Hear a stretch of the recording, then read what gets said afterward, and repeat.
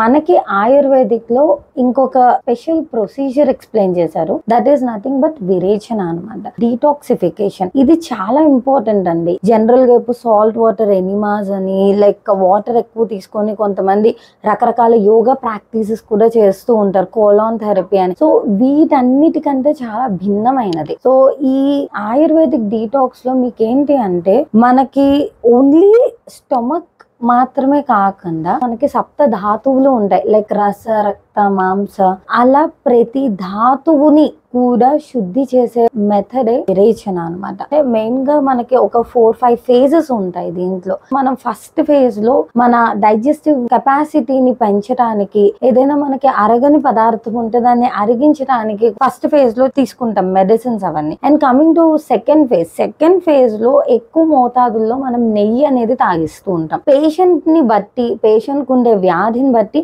ఎలాంటి నెయ్యి అయితే బాగుంటుంది అనేది పలానా డాక్టర్స్ డిసైడ్ చేస్తారు.